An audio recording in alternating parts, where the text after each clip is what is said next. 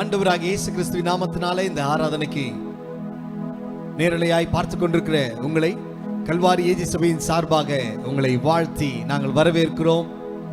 இந்த நாளிலும் கூட ஆண்டவரை துதிக்கும்படியாக வந்திருக்கிறோம். கர்த்தருடைய வார்த்தையை கேட்கும்படியாக வந்திருக்கிற உங்களோடு கர்த்தர் நிச்சயம் இடைபடுவார். உங்க சூழ்நிலைகளை கர்த்தர் மாற்றுவார். ஆமென். இருக்கிற இடத்துல கண்களை மூடி நாம் ஜெபித்து ஆரம்பிப்போம். பரிசுத்தமும் இரக்கமுள்ள எங்கள் நல்ல பிதாவே, இந்த நேரத்திலே கூட நேரலையாய் பார்த்து கொண்டிருக்கிற இவர்கள் மேல் உம்முடைய கரம் இறங்குவதாக. கர்த்தர் இவர்களை தொடுவீராக. கர்த்தர் இவர்களோடு பேசுவீராக. இந்த நாளிலே பாட போகிற பாடல்கள், உமக்காய் கொடுக்கிற காரியங்கள், உம்முடைய வார்த்தைகளை கேட்கும் போது என் தேவன் நீர் பேசும்படியாய் ஜெபிக்கிறோம். வாழ்க்கை மாறட்டும் இயேசுவின் நாமத்தினாலே. ஒரு பெரிய ஒரு எழுப்புதல் வரட்டும் ராஜா. என் தேவன் நீர் கிரியை செய்வீராக. இயேசுவின் மூலம் ஜெபிக்கிறோம் எங்க நல்ல பிதாவே. ஆமென், ஆமென். ஹல்லேலூயா, ஹல்லேலூயா, பிரைஸ் தி லார்ட். ஒரு சில பாடல்களை நாம் பாடுவோம். யெகோவா தேவனுக்கு 1000 நாமங்கள். எதை சொல்லி நான் பாடுவேன்? என் கர்த்தாதி கர்த்தர் செய்த நன்மைகள் 1000. கரம் தட்டி நாம் பாடுவேன் என்று சொல்லி இருக்கிறவர்கள் நாம் கரங்களை தட்டி நாம் பாடி இந்த பாடலை நாம் பாடப்போகிறோம். பாடுவோமா?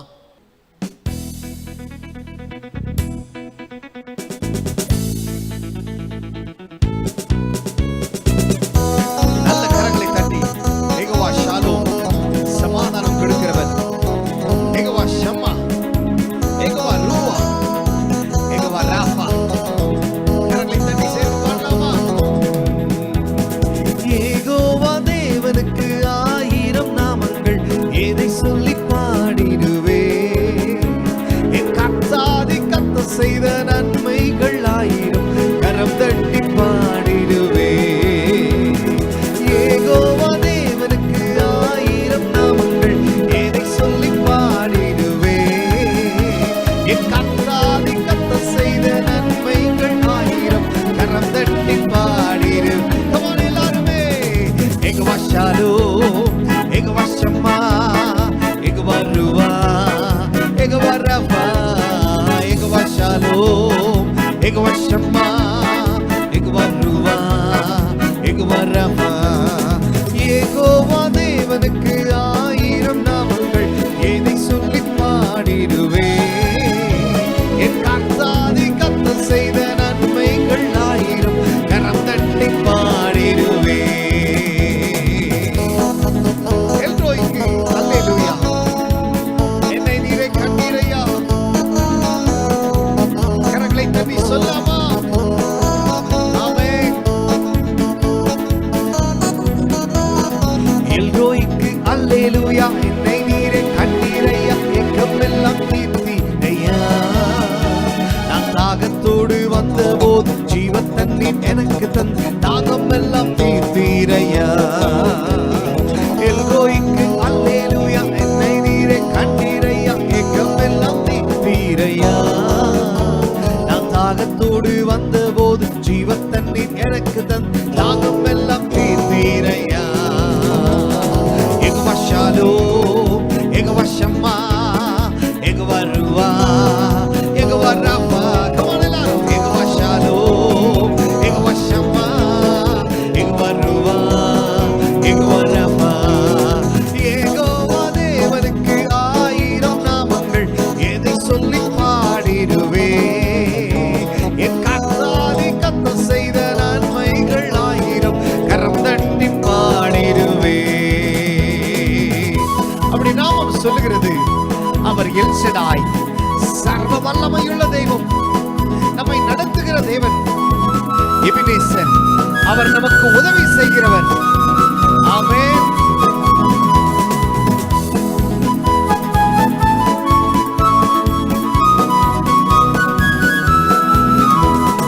எல் ஷடாயும் நீங்க தாங்க, சர்வ வல்ல தேவனாய் என்னை என்றும் நடத்துவீங்க. எபினேசரும் நீங்க தாங்க, உதவி செய்யும் தேவனாய் என்னை என்றும் தாங்குவீங்க. Come on El Shaddai. El ஷடாயும் நீங்க தாங்க, சர்வ வல்ல தேவனாய் என்னை என்றும் நடத்துவீங்க.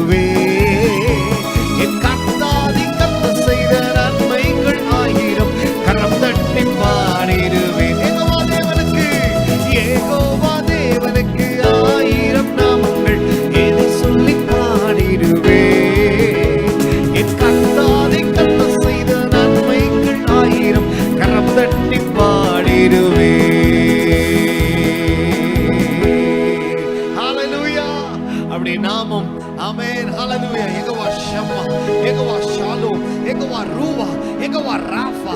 நம்மை பாதுகாக்கிற கர்த்தர், நமக்கு தேவைகளை சந்திக்கிற கர்த்தர். இருக்கிற இடத்துல கண்களை மூடி இருதயத்தின் ஆழத்திலிருந்து கரங்களை உயர்த்தி சொல்லலாம், ஆண்டவரே ஹல்லேலூயா, இதுவரைக்கும் எனக்கு உதவி செய்த தெய்வமே, இதுவரைக்கும் எனக்கு எல்லா தேவைகளை சந்தித்த தெய்வமே, யெகோவா ராஃபா, எனக்கு சுகம் கொடுத்தவரே. ஓ ஹல்லேலூயா. கடந்த மாதத்துல பல பலவீனங்கள் வந்தபோது, பல சோர்வுகள் வந்தபோது, எல்லா சோர்வுகளை கர்த்தர் மாற்றி நமக்கு பலத்தை கொடுத்தார் அல்லவா, சுகத்தை கொடுத்தார் அல்லவா. அவர் எவ்வளவு நல்லவர். எத்தனை பேர் சொல்லுவீங்க, அப்பா நீ நல்லவர் ஆண்டவரே, நீ நல்லவர் ஆண்டவரே, சொல்லுங்க நீ நல்லவர் ஆண்டவரே. ஹல்லேலூயா, ஹல்லேலூயா. நீ செய்த நன்மைகள் ஏராளம் ஆண்டவரே. ஓ ஹல்லேலூயா. நீ கொடுத்த கிருபைகள் தாராளம் ராஜா. உம்முடைய கிருபையினால் தான் நாங்க இருக்கிறோம் ஆண்டவரே. எத்தனை பேர் சொல்லுவீங்க, எனக்கு அருமையானவர்களே, அவருடைய கிருபை இல்லை என்றால் நம்முடைய வாழ்க்கையில ஒன்றுமே இல்லை. அவருடைய கிருபை இல்லைன்னா நம்முடைய வாழ்க்கையை ஒன்றுமே இல்லை. அவருடைய கரம் நம்ம மத்தியில இல்லை என்று சொன்னா நம்முடைய வாழ்க்கையில ஒன்றுமே இல்லை. ஹல்லேலூயா. அன்றைக்கு யாபேஸ் சொன்னது போல, ஆண்டவரே உம்முடைய கரம் என்னை நடத்தட்டும் என்று சொல்லுங்க. அன்றைக்கு யாபேஸோட தேவ கரம் இருந்தது. எனக்கு கருமையானவர்களே, இந்த ஆராதனையில கலந்து கொண்டிருக்கிற உங்க வாழ்க்கையில என்ன சூழ்நிலையா இருந்தாலும் கர்த்தருடைய கரம் உங்களோடு இருக்கிறது. கர்த்தருடைய கரம் உன்னை தாங்குகிறது. கர்த்தருடைய கரம் உன்னை ஏந்தி கொண்டிருக்கிறது. ஓ ஹல்லேலூயா, ஹல்லேலூயா, ஹல்லேலூயா.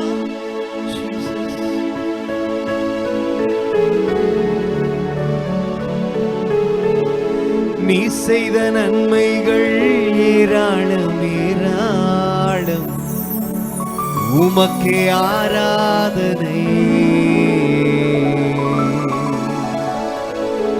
உந்தன் கிருபைகள் தாராளம் தாராளம், உமக்கே ஆராதனை. Once again. நீ செய்த நன்மைகள் ஏராளம் ஏராளம், உமக்கே ஆராதனை. சொல்லுவீங்களா? உந்தன் கிருபைகள் தாராளம் தாராளம், உமக்கே ஆராதனை. ரெண்டு கரங்களை உயர்த்தி உம் நாமம் உயர்த்திடுவே, உம் அன்பை பாடிடுவே, உம் நாமம் உயர்த்திடுவே, உம் அன்பை பாடிடுவே.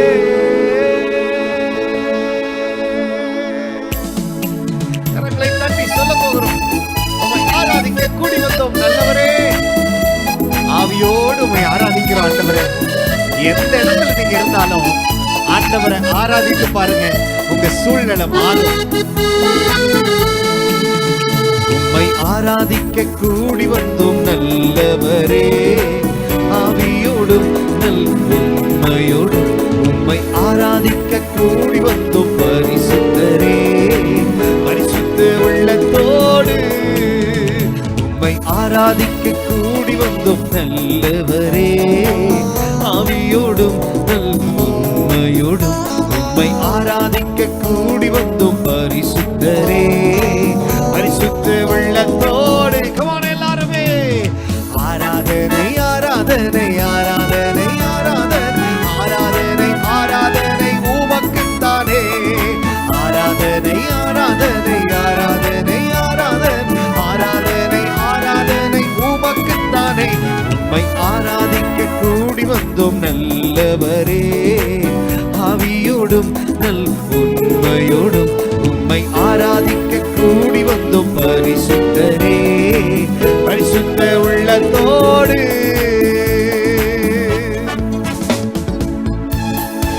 நீ செய்த நன்மைகள் ஏராளம் ஆண்டவரே, நீ கொடுத்த கிருபைகள் தாராளம் அப்பா. நீ எவ்வளவு நல்லவன். உணர்ந்து துதிகளே, உணர்ந்து பாடுகளே. எல்லாருமே நீ செய்த நன்மைகள் ஏராளம் ஏராளம், உமக்கே ஆராதனை. உந்தன் கிருபைகள் தாராளம் தாராளம், உமக்கே ஆராதனை. சொல்லுவீங்களா? நீ செய்த நன்மைகள் ஏராளம் ஏராளம், உமக்கே ஆராதனை.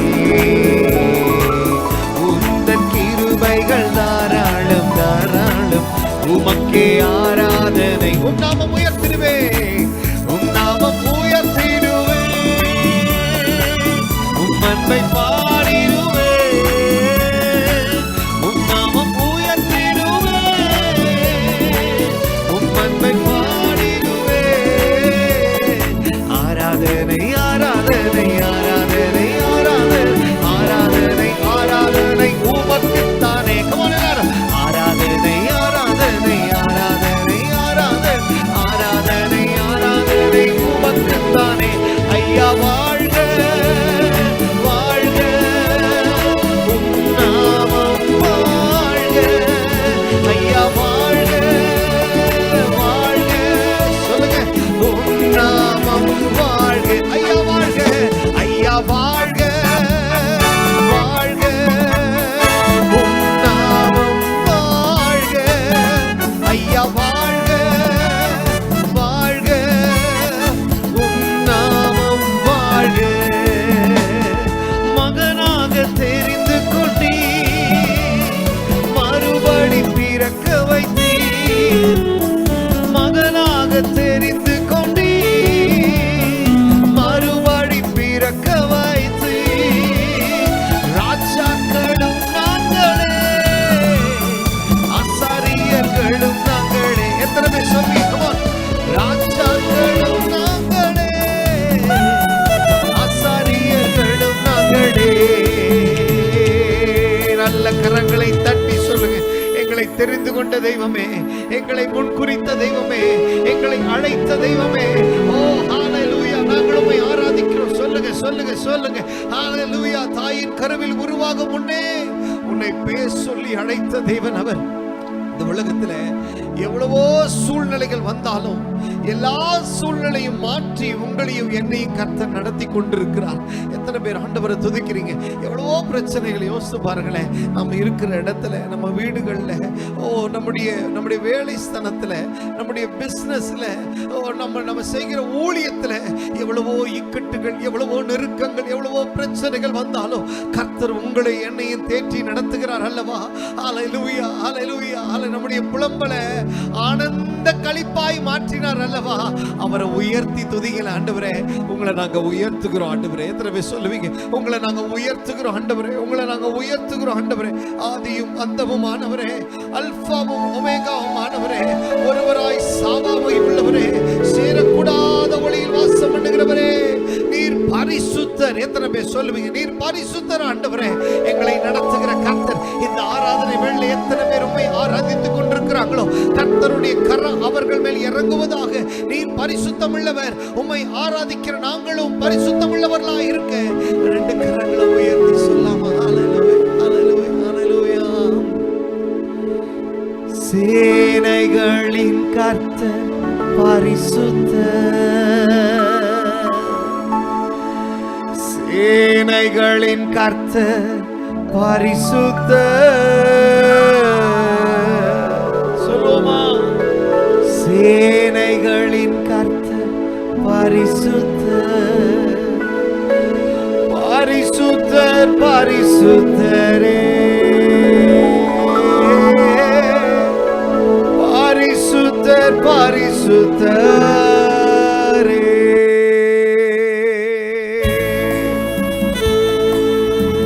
எல்லா நாமத்துக்கும் மேலான நாமம் அவருடைய நாமம். முழங்கால் யாவும் முடங்கிடும். ஓ துதிகன மகிமைக்கு பாத்திரர் அவரே.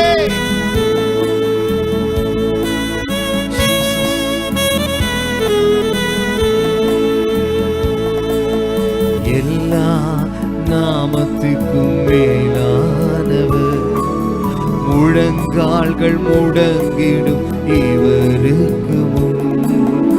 எல்லா நாமத்திலும் மேலானவர், முழங்கால் முடங்கிடும் இவருக்கு முன்.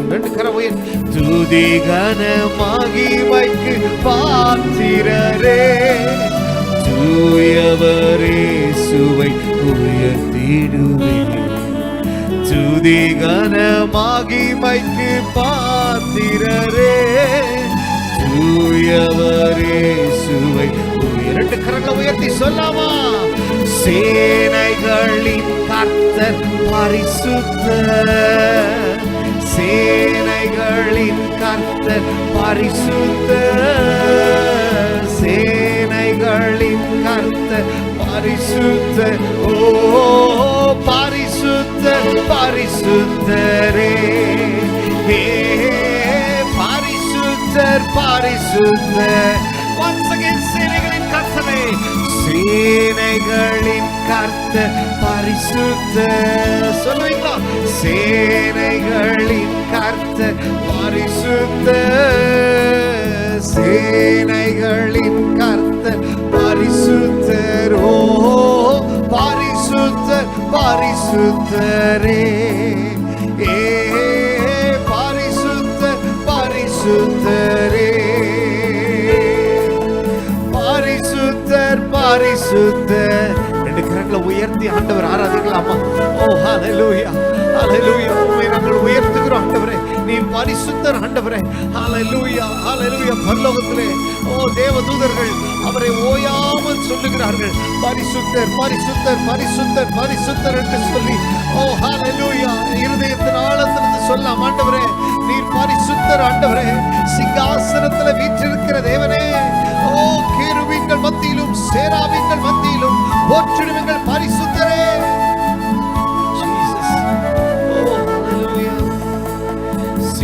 சிங்காசனத்தில் வீற்றிருக்கும் பரிசுத்தரே பரிசுத்தரே, சிங்காசனத்தில் வீற்றிருக்கும் பரிசுத்தரே பரிசுத்தரே.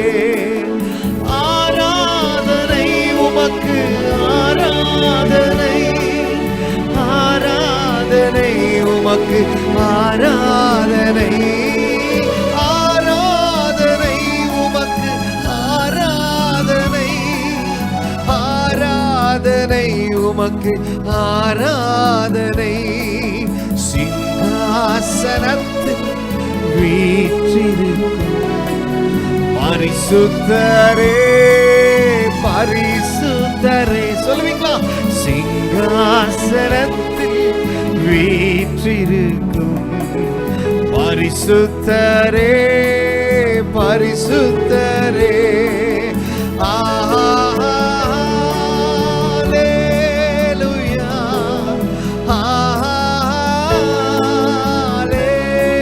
ஹல்லேலூயா. சொல்லுங்க, ஹல்லேலூயா ஹல்லேலூயா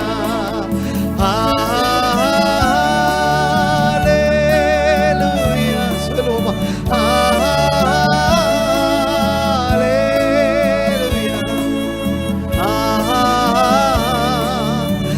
ஹல்லேலூயா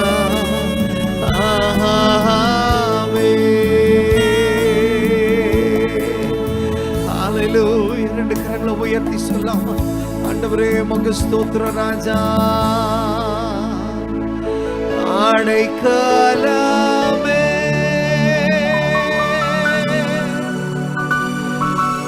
அதிசயமே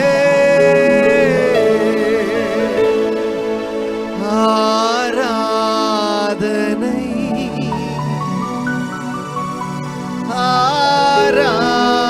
ஆராதனை. எனக்கு அருமையானவர்களே, அவர் உங்களுக்கு அடைக்கலமாக இருக்கிறார். ஓ உங்களை நடத்துகிற கர்த்தர், இதுவரைக்கும் நடத்தின கர்த்தர் இனியும் உங்களை நடத்த வல்லமையுள்ள தேவனாக இருக்கிறார். எப்பேற்பட்ட சூழ்நிலையில் நீங்க இருக்கலாம், எப்பேற்பட்ட வேதனையிலும், எப்பேற்பட்ட கசப்பு வெறுப்பு, ஓ ஹல்லேலூயா, பல பிரச்சனைகள் இருக்கலாம். கர்த்தர் சொல்லுகிறார், எனக்கு அருமையான சகோதரா சகோதரி, ஓ நான் உன்னோடு இருக்கிறேன் என்று கர்த்தர் சொல்லுகிறார். அன்றைக்கு யாபேசின் மேல் கர்த்தருடைய கரம் இருந்தது போல என்னுடைய கரம் உன்னோடு இருக்கிறது. என்னுடைய கரம் பராக்கிரம் உள்ளது. என்னுடைய கரம் உன்மேல் இருக்கிறது. என்னுடைய கரம் உனக்குள்ள அதிசயங்களை செய்யும். என்னுடைய கரம் உன் குடும்பத்தில் அற்புதங்களை செய்யும். என்னுடைய கரம் நீ கையிட்டு செய்கிற எல்லா காரியங்களும் காரியங்களோ வாய்க்க பண்ண என்னுடைய கரம் உனக்கு உதவியா இருக்கும். நானே உன் தேவன், நானே உன்னோடு கூட இருக்கிறேன் என்று கர்த்தர் சொல்லுகிறார். விசுவாசிக்கிறவங்க கரங்களை தட்டி சொல்லுங்க, நன்றி அப்பா, நன்றி ஆண்டவரே, நன்றி ஆண்டவரே, நன்றி ஆண்டவரே, உமக்கு ஸ்தோத்திரம். அடைக்கலமே எங்களுக்கு நீங்க தான்ப்பா, அதிசயமே ஆராதனை ஆராதனை.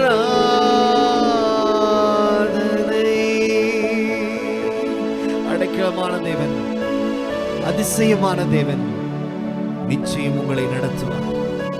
உங்கள் முகம் வெட்கப்பட்டு போவதில்லை, நீ வெட்கப்பட்டு போவதில்லை. நானே உன்னை நடத்துவேன், தேசத்திலே சுகமாய் தங்கி இருப்பாய். கர்த்தர் உன்னோடு இருக்கிறார், கலங்காத. நேசிக்கிற அன்பின் பரலோக பிதாவே, என் தேவன் எங்களை பலப்படுத்தினதுக்காக நன்றி. தொடர்ந்து எங்க மத்தியில் அசைவாடும், எங்களோடு பேசும். எத்தனை பேர் சொல்றீங்க சொல்லுங்க, எங்களோடு பேசுங்கப்பா, எங்களோடு நீர் பேசுவீரா. இயேசுவின் மூலம் ஜெபிக்கிறோம் எங்க நல்ல பிதாவே, ஆமென்.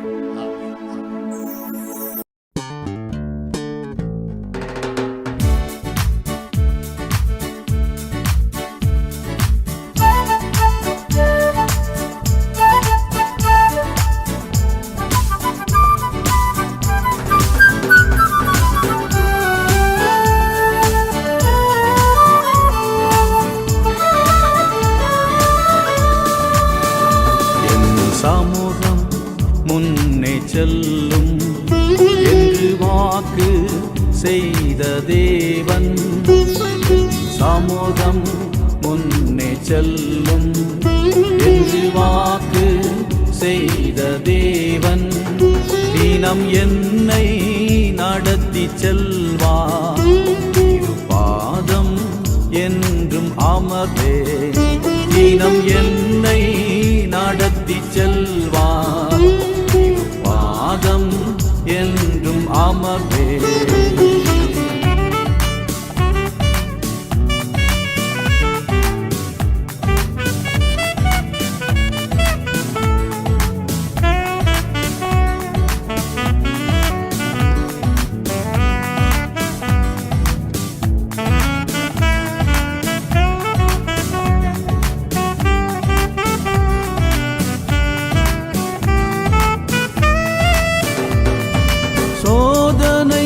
என்னை சூழ்ந்தும் வேதனை வாழ்வில் வந்தும், சோதனை என்னை சூழ்ந்தும் வேதனை வாழ்வில் வந்தும், துன்பம் துக்கம் நீக்கும் உந்தன் பாதம் சமாதானம், துன்பம் துக்கம் நீக்கும் உந்தன் பாதம் சமாதானம்.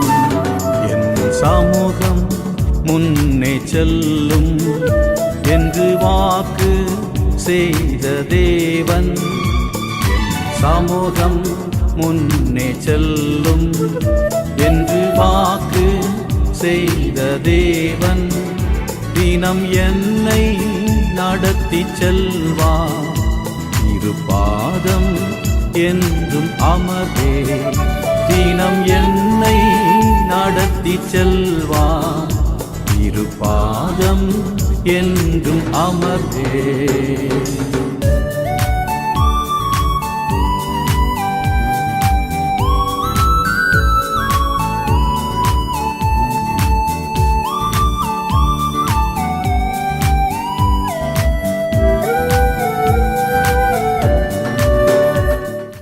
இப்பொழுதும் ஆண்டவருடைய வார்த்தையை நாம் கேட்க போகிறோம். நம் மத்தியிலே சேலம் கல்வாரி ஏஜி சபையின் தலைமை போதகர் ரெவரண்ட் ஆர் ராபர்ட் சிங் அவர்கள் ஆண்டவருடைய வார்த்தையை கொடுக்க போகிறார்கள்.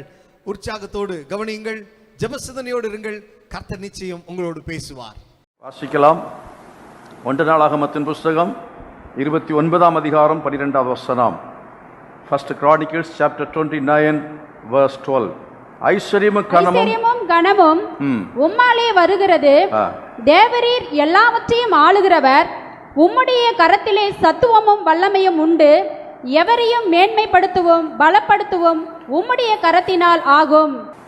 எவரையும் மேன்மைப்படுத்தவும் பலப்படுத்தவும் உம்முடைய கரத்தினாலே ஆகும்.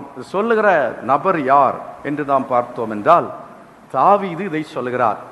தாவீது சொல்லுகிறான், எவரையும் மேன்மைப்படுத்த முடியும், பலப்படுத்த முடியும். அவன் தன்னுடைய வாழ்க்கையின் அடிப்படையில் அதை சொல்லும் பொழுது எவரையும் என்று சொன்னால் அவருடைய அர்த்தம் என்ன? எவரையும் என்றால் யார் வேணா கர்த்தர் மேன்மைப்படுத்துவாரா? அதற்கு எந்த விதமான நிபந்தனையும் இல்லையோ?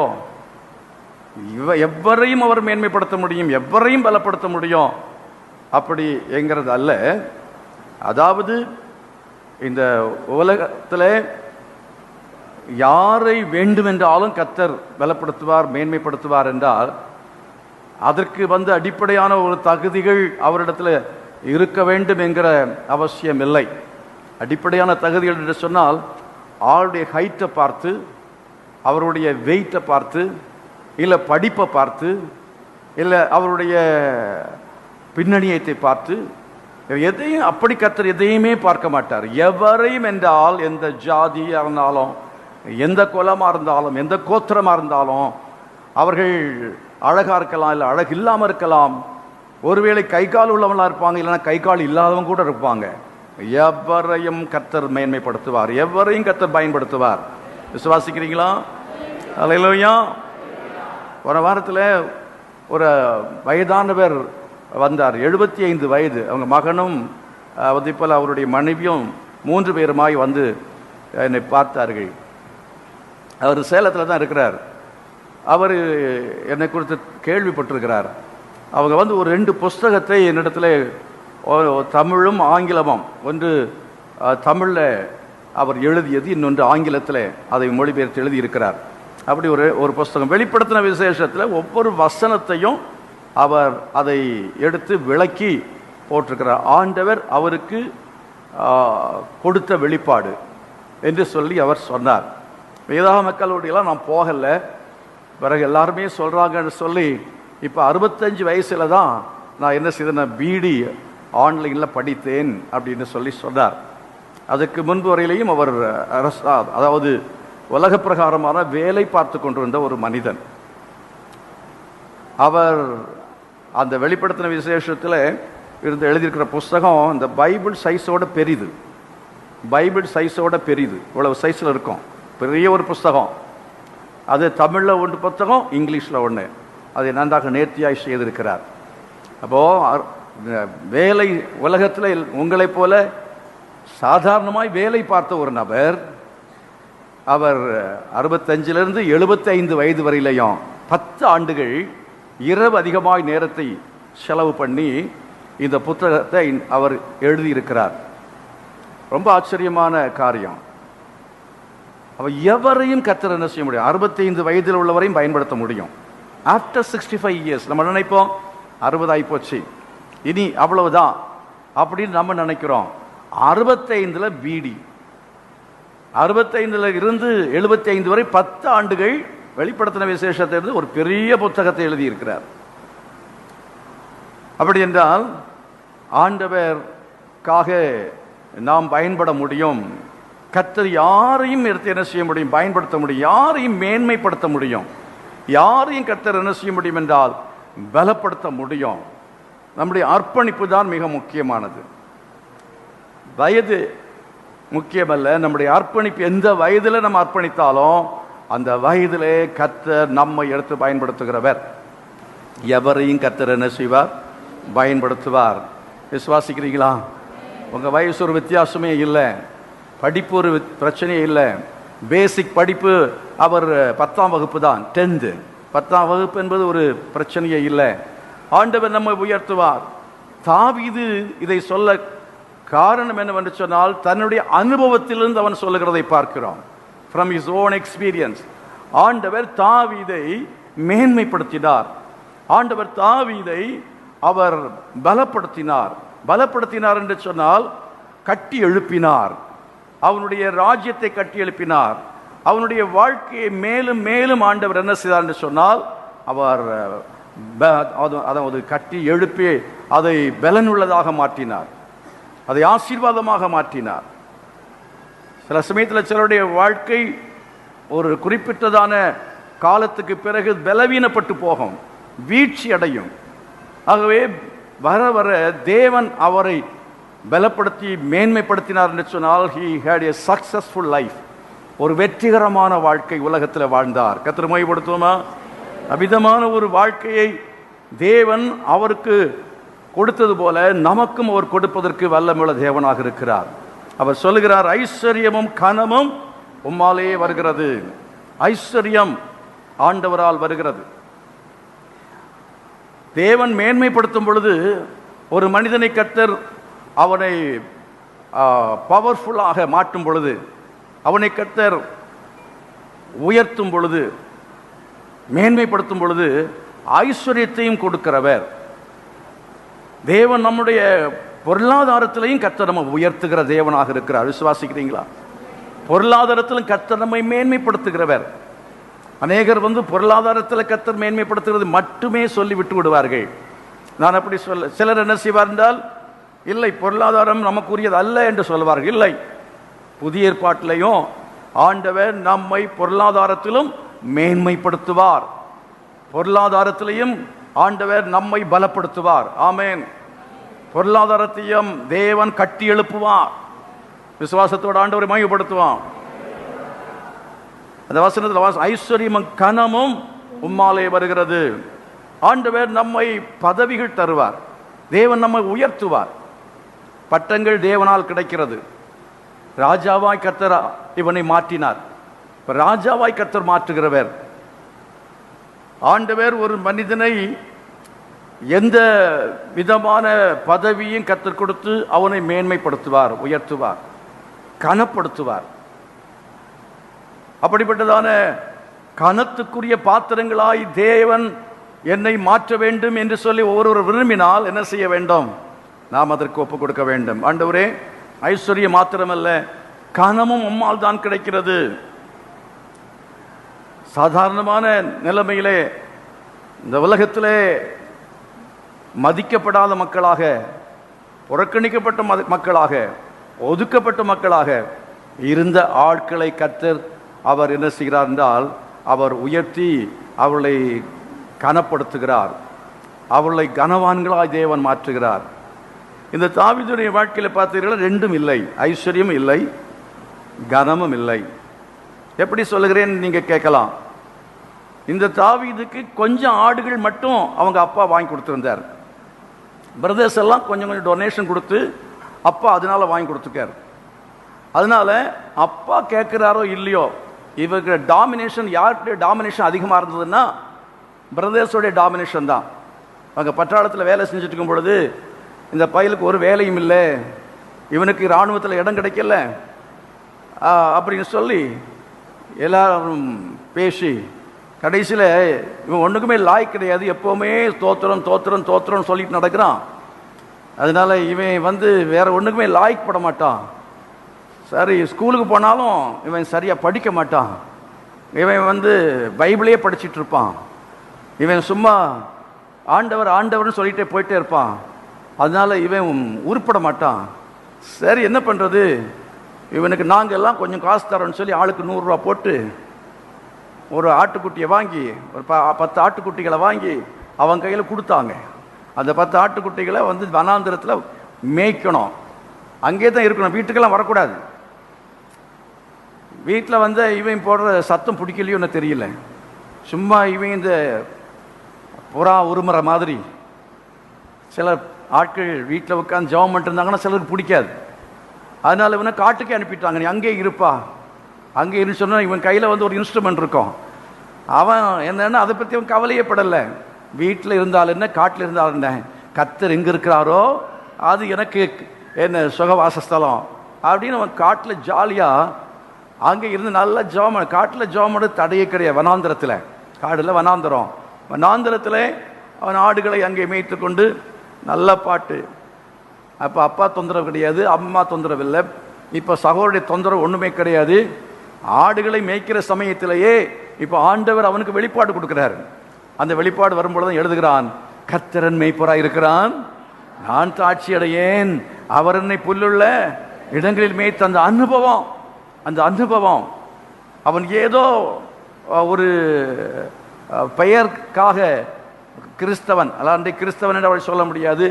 பெயருக்காக கடவுளை பின்பற்றவில்லை, பெயருக்காக கடவுளை பின்பற்றவில்லை. அவன் உண்மையாக தேவனுடைய ரட்சிப்பை பெற்றுக்கொண்டவன், தரிசனத்தை பெற்றுக்கொண்டவன்.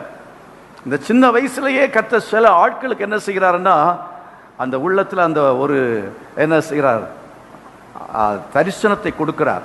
இந்த சின்ன உள்ளத்திலேயே ஒரு தொடுதலை கர்த்தர் கொடுக்கிறார். சாமுவேல் பாருங்க, சாமுவேல் அவன் அந்த ஆலயத்திலே பணிவிடை செய்கிற ஒரு சாதாரணமான நிலைமையிலே அவனுடைய பெற்றோர் அவனை கொண்டு ஒப்பு கொடுத்தாங்க. அவன் வேலை செய்து கொண்டிருக்கும் பொழுது ஆண்டவர் அவனோடு கூட பேசுகிறதை பார்க்கிறோம். தேவன் பேசுகிறார். சின்ன பிள்ளைகளா இருந்தா கூட, சின்ன பிள்ளைகளா இருக்கும் பொழுதே சிலருக்கு ஒரு டேர்னிங் பாயிண்ட் வருகிறது. சிலருக்குள்ளாலே ஆண்டவருடைய அந்த அன்பு அவங்களுக்குள்ளாலே கடந்து வருகிறது. தேவன் ஏதோ ஒரு சந்தர்ப்பத்தில் கர்த்தரை உணர்த்துகிறார். சின்ன வயசுலலாம் கடவுள் இல்லை அப்படிங்கிற ஒரு மனசு தான் எனக்கு இருந்தது. ஆனால் மறுபக்கத்திலே ஆண்டவரை பற்றிய சிந்தனையும் இருந்தது. ரெண்டும் கலந்து இருக்கும். சில டைம் சொல்லுவேன் கடவுள் இல்லைன்னு சொல்லுவேன், சில சமயத்தில் ஆண்டவர் இருந்தார்னா இது ஏன் நடக்கிறது என்று சொல்லுவேன், ஆண்டவரே என்னை காப்பாற்றணும்னு சொல்லுவேன். இப்படி ஒரு மிக்சடு ஃபீல், அதாவது மிக்ஸ்டு ஃபீலிங்காக ஆண்டவரை குறித்து ஒரு குழப்பமான சிந்தனையோடு கூட அந்த நாட்களில் இருந்த என்னைத்தான் ஆண்டவர் ஒரு நாளில் தேடி வந்து சந்தித்தார், ரட்சித்தார். ஆகவே தேவனுடைய உண்மையான ஒரு சந்திப்பை பெற்றிருக்க வேண்டும். இவன் தேவனுடைய உண்மையான சந்திப்பை பெற்றதான கர்த்தருடைய பிள்ளைகள் யாரா இருந்தாலும் சரி, தேவன் அவர்களை உயர்த்துவார். ஆமென், அல்லேலூயா. கர்த்தர் அவர்களை மேன்மைப்படுத்துகிற தேவனாக இருக்கிறார். இந்த வேதத்தில் நாம் பார்க்கும் பொழுது ஒவ்வொருவரையும் அப்படித்தான் கர்த்தர் செய்திருக்கிறார். நீங்கள் மோசையை பாருங்கள். மோசையை கர்த்தர் முட்செடியில் என்ன செய்தார்? சந்தித்தார். ஆபிரகாமை தேவன் என்ன செய்தார்? ஊருங்கிற கல்தேய தேசத்தில் இருக்கும் பொழுது, ஆபிரகாமே நான் காண்பிக்கிற தேசத்துக்கு நீ போ, உன்னை பெரிய ஜாதியாக்குவேன் என்று ஆண்டவர் சொன்னார். இதை போல ஒவ்வொருவரையும் தேவன் சந்திக்கிறார். தேவனுடைய சந்திப்பை பெற்றுக்கொள்கிறார்கள். சின்ன வயசிலே கூட நாம் நம்முடைய இருதயத்தை ஆண்டவருக்கு ஒப்பு கொடுப்போம் என்றால் அதுதான் சரியான காலம். சரியான காலம். தேவன் உங்களை மேன்மைப்படுத்துவதற்கு, தேவன் உங்களை கனப்படுத்துவதற்கு சரியான காலம். எவ்வளவு முன்பு, எவ்வளவு ஏர்லியராக நீங்க ஆண்டவருக்கு உங்களை ஒப்பு கொடுக்கிறீங்களோ அதை பொறுத்து கர்த்தர் உங்களை என்ன செய்வார், அவ்வளவுக்கு உயர்த்த முடியும். எவ்வளவு லேட்டா வர்றீங்களோ அவ்வளவு லேட்டா அது குறைவாகத்தான் இருக்கும். 30 வயதிலே சமஸ்த இஸ்ரவேலுக்கு இவன் ராஜாவாய் மாறினான். நான் கேட்கிறேன், 30 வயதிலே அவன் ஆண்டவருக்கு தன்னை ஒப்பு கொடுத்து ஆண்டவரை அவன் பின்பற்ற ஆரம்பித்திருந்தால் அதுக்கு பிறகு எத்தனையோ ஆண்டுகள் கழிந்திருக்கும். ஒரு 30 வயசு பொறுத்து 60 வயசுல தான் அதுக்கு பிறகு அது நடக்கிற காரியமே இல்லை. அதனால தான் பிரசங்கின் புஸ்தகத்தில் வாசிக்கிறோம், உன் வாலிப பிராயத்தில் உன் சிருஷ்டிகரை நினை. வாலிபத்திலே உன் சிருஷ்டிகரை நினை. சின்ன பிள்ளைகளை வீட்டில் உட்கார வச்சு எக்ஸாமுக்கு படி அப்படின்னு உட்கார வச்சுட்டு வரக்கூடாது. சிறிய பிள்ளைகளை நீங்க டிவிக்கு அவங்க அடிக்ட் ஆகிறதுக்கும் செல்போனுக்கு அடிக்ட் ஆகிறதுக்கும் நம்ம விட்டுடுறோம். அதுக்கு பிறகு என்ன செய்வான், நான் கல்யாணம் பண்ணி அவன் மனைவி அவளை திருத்துவாள். நம்ம விசுவாசம், எல்லா பெற்றோருக்கு விசுவாசம். யாரோ ஒரு பெண்ணுடைய தலையில கட்டி வச்சு, பாவம் யார் பெற்ற பிள்ளையோ அது, ஆமா கடைசியில் அது கண்ணீர் வடிக்கும், அது வாழ்க்கையே நரகமாகும். அது வேணுமா? நீங்க அந்த சின்ன பிள்ளையா இருக்கும்போது பிஞ்சு 5 வளையாதது 50 என்ன செய்யாது, வளையவே வளையாது. சின்ன பருவத்திலேயே அந்த பிள்ளைகளை நம்ம கண்டிக்கணும், தண்டிக்கணும், அவங்களுக்கு புத்தி சொல்லணும். அவர்களை நாம் கர்த்தருக்கேற்ற வழியில என்ன செய்ய வேண்டும், நடத்த வேண்டும். தாவீதுடைய அனுபவத்துக்கு காரணமாய் யார் இருந்தார்கள் என்று தெரியவில்லை. தகப்பனா, தாயா, யாரோ ஒருவர் அவனுக்கு பின்னால இருந்திருக்க வேண்டும், யாரோடைய தூண்டுதல் இருந்திருக்க வேண்டும். அருமையானவர்களை, அவ்விதமாய் நாம் செய்வோம் என்றால் சின்ன வயதிலேயே பக்குவப்படுத்தப்படும் பொழுது எவ்வளவு முன்பதாகவே நாம் நம்ம உருவாக்க ஒப்பு கொடுக்கிறோமோ, எவ்வளவு கால முன்பாகவே கர்த்தருடைய கருத்திலே நாம் அர்ப்பணித்து நம்மை சரிப்படுத்திக் கொள்கிறோமோ, அந்த அளவுக்கு கர்த்தர் நம்மை என்ன செய்வார் என்றால் உயர்த்துவார். உயர உயர உயர கொண்டு போவார். ஆமென், அல்லேலூயா. உன்னதமான நிலைமைக்கு கொண்டு போவார். ஒரு குறிப்பிட்டதான இடத்துக்கு மேலே சிலர் என்ன செய்கிறது, வருகிறதில்லை. காலதாமதமாகும் பொழுது ஒரு லெவலில் வந்துடுறாங்க. ஆனால் முன்பதாகவே, ஏர்லியராகவே, சிறு வயதிலேயே நாம் பக்குவமாகிற சமயத்தில் கர்த்தர் நம்மை மேன்மையாய் உயர்த்துவார். தேவன் கர்த்தர், ஆண்டவர் தேவனாய் கர்த்தர் நம்மை அதிகமாக என்ன செய்வார் என்று சொன்னால் உயர்த்துகிற தேவனாக இருக்கிற விசுவாசத்தோடு கர்த்தரை நம்ம மையப்படுத்துவோமா? அல்லேலூயா. தாவீதுடைய வாழ்க்கையிலே அவனுக்கு கொஞ்சம் ஆடுகள் அதை வாங்கி கொடுத்து அதையே அவன் பார்த்து கொண்டிருந்தான். வனாந்திரத்தில் அதை மேய்த்து கொண்டிருக்கும் பொழுது அவனுக்கு அதிகமாக நேரம் கிடைத்தது. ஆடுகளை பார்க்கணும். ஆடுகளை பார்த்துட்டு இருந்தாலும் ஆடுகளை பார்த்துட்டு இருக்கும் பொழுதும் கண்ணை மூடாமலே ஜெபம் பண்ணலாமே. கண்ணை மூடாமலே ஜெபம் பண்ணுவான். கண்ணை மூடாமலே அவன் என்ன செய்வான், ஆண்டவரை ஆராதிப்பான். ஆனால் அந்த இடத்துல ஆடுகளை மேய்க்கும் பொழுதே அவன் ஆண்டவரை ஆராதித்து மகிமைப்படுத்த கற்றுக்கொண்டவன், துதிக்க கற்றுக்கொண்டவன், பாடல்களை எழுத கற்றுக்கொண்டவன், தேவனோடு நெருங்கி வாழ்ந்தான். அல்லேலூயா. ஆகவே நீங்கள் வனாந்திரத்திலே தனிமையாக இருக்கலாம். எல்லாரும் உங்களை புறக்கணித்து ஆகாதம் என்று தள்ளும் பொழுது, அப்படிப்பட்டதான நிலைமையில இருக்கும் பொழுது மனம் அடிந்து போகாமல் எந்த நிலைமையிலே நீங்கள் இருக்கிறீர்களோ அந்த நிலைமையிலே ஆண்டவரை தேடும் பொழுது கர்த்தர் அந்த இடத்திலிருந்து உங்களை உயர்த்துவார். ஆமென், அல்லேலூயா. வனாந்திரம் உங்களுக்கு செழிப்பான இடமாக மாறும். வனாந்திரத்தின் வாழ்க்கைக்கு கர்த்தர் நிச்சயமாய் ஒரு முடிவை அவர் உண்டாக்குறதுக்கு வல்லமுள்ள தேவனாக இருக்கிறார். விசுவாசிக்கிறீங்களா? எல்லாருக்கும் பட்டாளத்தில் வேலை கிடைச்சது, எனக்கு மட்டும் என்னன்னா இந்த மாதிரி வனாந்திரத்தில் ஒரு 10 ஆட்டுக்குட்டியை வாங்கி கொடுத்து என்ன இந்த மாதிரி பண்ணி இருக்கிறாங்களேன்னு சொல்லி அவன் நினைத்து சோர்ந்து போனவனாக கன்னத்தில் கை வச்சுட்டு அவன் உட்கார்ந்துருந்தான். என்ன ஆயிருக்கும் பாருங்க. வனாந்திரத்தில் அந்த ஆடுகளை இழந்து போயிருப்பான். அந்த ஆடுகளை குறித்து அவன் அக்கறை இல்லாமல் இல்லை.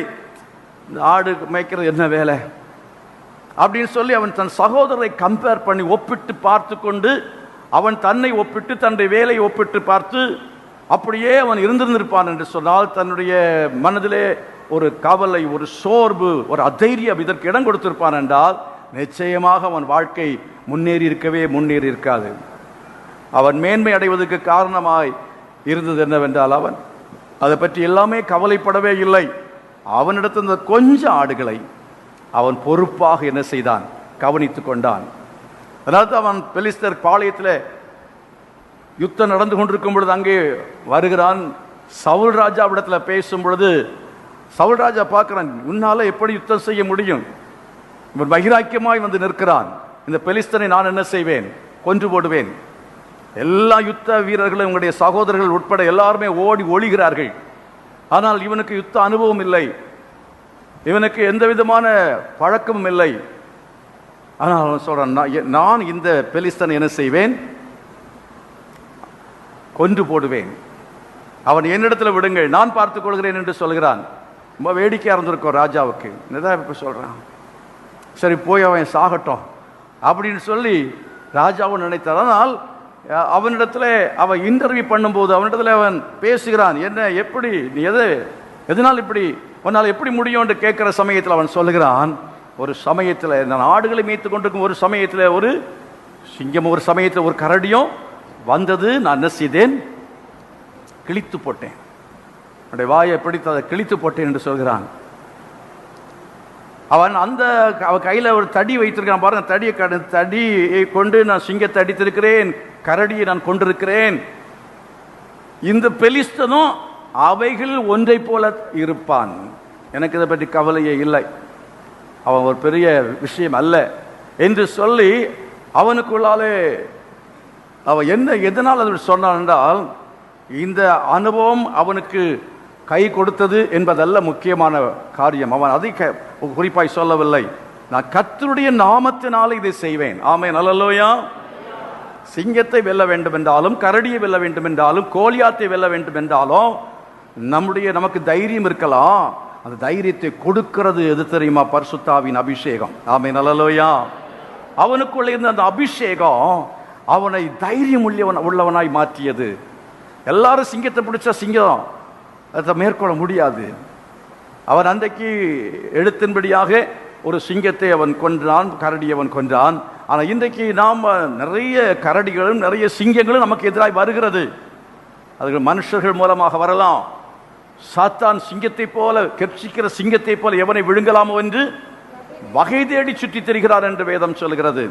அவ்விதமாக அவன் சாத்தான் நமக்கு எதிராக எழும்பி வரும்பொழுது, சோதனைகள் நமக்கு எதிராக வருகிற சமயத்தில் நாம் என்ன செய்கிறோம் என்றால் பயந்து நடுங்கி அவைகளாலே சில சமயத்தில் எல்லாம் அழிக்கப்பட்டு விடுகிறோம்.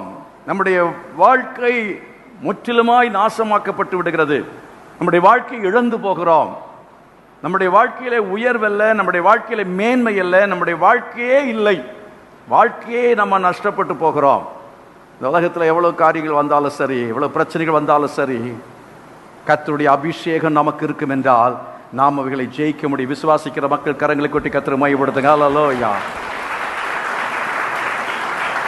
அந்த அபிஷேகத்துக்கு காரணம் என்ன என்று நாம் கவனிப்போம் என்றால், அபிஷேகம் சும்மா தானா வராது.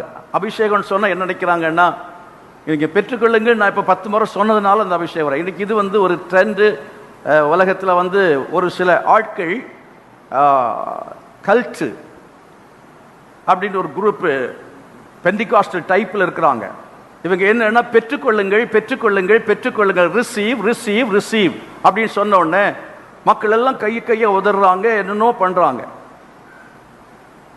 அக்கினி அபிஷேகம் பெற்றுக்கொள்ளுங்கள் அப்படின்னு சொல்றாங்க. அக்கினி அபிஷேகங்கிறது ஒரு துருபதேசம். கிரேஸ் உபதேசம்ங்கிறது துருபதேசம். அதே மாதிரி ப்ராஸ்பரிட்டி தியாலஜி, செழிப்பு உபதேசம்ங்கிறது துருபதேசம். இதெல்லாத்தையும் விளக்கமா இப்ப சொல்ல முடியாது. நீங்க அது என்ன துருபதேசம் சொல்ல காரணம் என்னங்கிறது நீங்க தேடி பாருங்கள், உங்களுக்கு விளங்கும். ஆகவே அநேக தவறான ஆட்கள் எழும்பி அபிஷேகம் என்கிறதை போலியாக்கி விட்டார்கள். அதனால நான் இப்ப என்ன சொல்றேன்னா, அபிஷேகம் அப்படின்னு சொல்லி ஒருத்தர் ஆவியில் நிரம்பணும்னா நவமான பாஷையை பேசினா தான் நான் ஏத்துக்கிடுவேன். நவமான பாஷை வேதத்தில் இருக்கா இல்லையா? விசுவாசிக்கிறவர்கள், விசுவாசிக்க அடையாளம் என்ன? பழைய பாஷையை பேசுறதல்ல, நவமான பாஷையை பேசணும். இன்னைக்கு உனக்கு புதுசா ஆவியான ஒரு பாஷை கொடுக்கணும், அதை நீ பேசு. இல்லையா நீ 50 வருஷமா ஒரே இது தாத்தா தாத்தான்னா என்ன வளர்ந்து தாத்தா சொல்லிட்டு இருக்காது. 1.5 வயசோட நிறுத்தணும் தாத்தா. அதுக்கு பிறகு என்னன்னா கிராண்ட் ஃபாதர்னு சொல்லவும் தெரியணும். அப்புறம் இந்தியில் கேட்டால் சொல்லணும். அப்புறம் ஸ்பானிஷில் கேட்டாலும் தாத்தாவுக்கு சொல்ல தெரியணும். ஒரு தமிழில் மட்டும் தாத்தா சொன்ன தெரியாது. ஒரு குறிப்பிட்ட வயசுக்கு பிறகு கேட்டால் இங்கிலீஷில் சொல்லணும்னா தெரியும். Grandpa, grand father. தாத்தான்னா இங்கிலீஷில் என்னப்பா? Grand father. தமிழில் தாத்தா அப்படின்னு அதில் ஆராய்ச்சியே செய்யக்கூடிய அல்ல, பல விதமாக அவங்க அறிவில் வளரணும். அந்நிய பாஷை அப்படின்னு சொல்லி சும்மா எதையோ பேசிட்டு அவன் ஊரை ஏமாத்திட்டு இருக்கிறோம், உலகத்தை ஏமாத்திட்டு இருக்கிறோம். நான் அபிஷேகம் பெற்றிருக்கிறேன்னு சொல்லி அபிஷேகம் பெற்றிருக்கிற ஆட்கள் அப்படின்னு சொல்லும்போது அவங்க நவமான பாஷையை பேசணும். கரங்களை வைத்து கர்த்தரை மகிமைப்படுத்துவான். அது எப்போ வரும் அப்படின்னு கேட்டீங்கன்னா, ஜெபம் பண்றவங்களுக்கு தான் வரும். தாவீது எவ்வளவு நேரம் ஜெபம் பண்ணுவான், எப்பெல்லாம் ஜெபம் பண்ணுவான் அப்படிங்கிறத வேதம் சொல்லுகிறது. அந்தி சந்தி மத்தியான வேளை 3 நேரம் அவன் ஜெபிப்பானான். 3 நேரம் ஜெபிக்கிறவனுக்கு அபிஷேகம் இருக்குமா? 3 நேரம் அல்ல, முழு நேரமும் சினிமா பார்த்துக்கிட்டு இருக்கிறவனுக்கு அபிஷேகம் இருக்குமா? முழு நேரம் சினிமா பார்த்துட்டு இங்க சபையில வந்துட்டு கக்க கக்கான்னா அது அபிஷேகமா? தாத்தா தாத்தான்னா அது அபிஷேகமா? அது சின்ன பிள்ளைகிட்ட பேசுறத கத்துக்கிறது தான். சின்ன பிள்ளைங்க தாத்தான்னு சொல்லும், காக்கான்னு சொல்லும், அப்புறம் எதோ சொல்லும். உடனே நம்ம என்ன சொல்லும்? பரியாச உதடுகளினாலும் ஆண்டவர் சொல்லுங்க. பரியாச உதடு எப்போ பேச வேண்டியது? நீ ரட்சிக்கப்பட்டு 1 வருஷம் பேசு, இல்லை 2 வருஷம் வேணா பேசிக்கிட்டு, 3 வருஷம் பேசிக்கிட்டு, 3 வருஷத்துக்கு பிறகு என்ன செய்யணும்?